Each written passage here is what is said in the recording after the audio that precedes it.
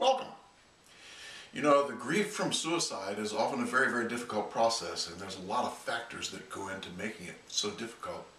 One of the factors that not very many people know about is that less than a couple hundred years ago in England and France and other European countries, when someone committed suicide, their body was dragged through the streets behind a horse, oftentimes impaled. Oftentimes after they dragged it, they would hang the body. Oftentimes, they would bury the body at a crossroads so that the traffic would go over top of it again and again. To make matters worse, the possessions of the person who suicided were confiscated. They were taken, and so the family lost their possessions. And those possessions were then given to the community at large. To make matters worse, sometimes the family was told to leave. They were told to leave the community, and they had to go and seek another place to live. That's a huge amount of shame, and you can see very clearly why it would be important to try and keep a suicide quiet. Don't talk about it, because there was a tremendous price to pay if you did. And so I think that the seeds are there for today, that we tend not to try and talk about it. We want to try and keep it quiet. This is one of the reasons that we try and keep it quiet. There's the shame that's there, and it's embedded in the whole process of things. You know, the hallmark of the grief from suicide is there's so many unanswered questions. You're living in a world where you just don't know what happened, and the unanswered questions are just about every place you look. And this makes all kinds of things difficult. One thing is that the period of shock gets extended because you don't know what happened.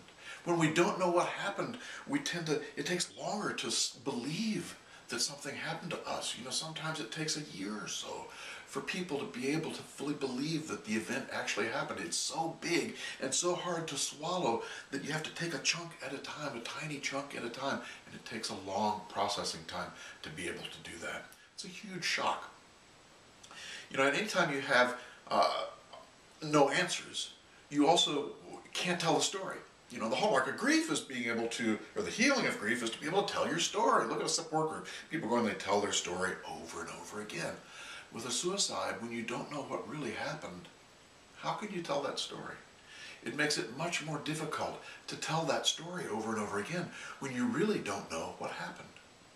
Another aspect to all these unanswered questions is that you're kind of thinking, what did happen? What went on? And you're wondering, what were they thinking? What was going through their mind?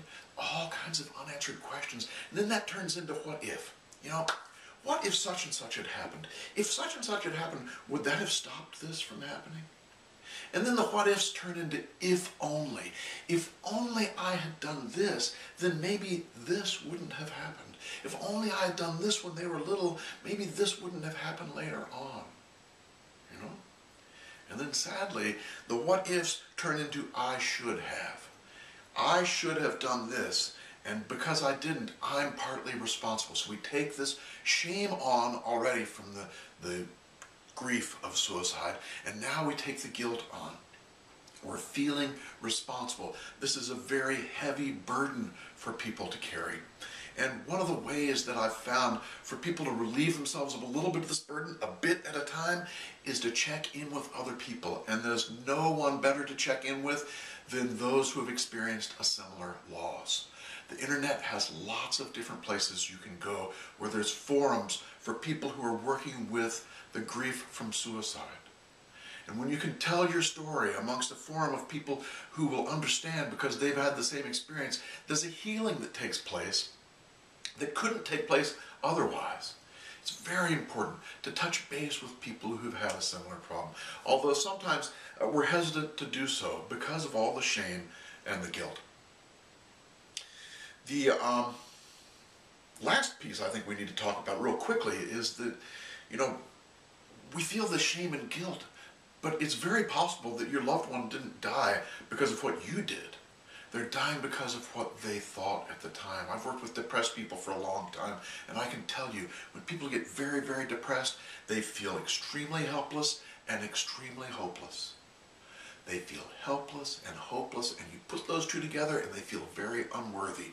And they feel like they are a burden on the people they love.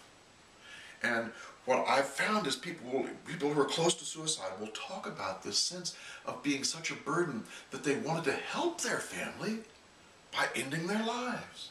To us, this may seem bizarre, but this is part of the thinking of depression. You might want to take that in. So the grief from suicide is different because of our Western history, because of all the shame that gets heaped on, even still, the guilt that we tend to feel, the hard piece about telling the story and getting it out, all these things put together make it a very difficult loss to grieve. Find some other folks and help them to help you tell your story. We'll see you.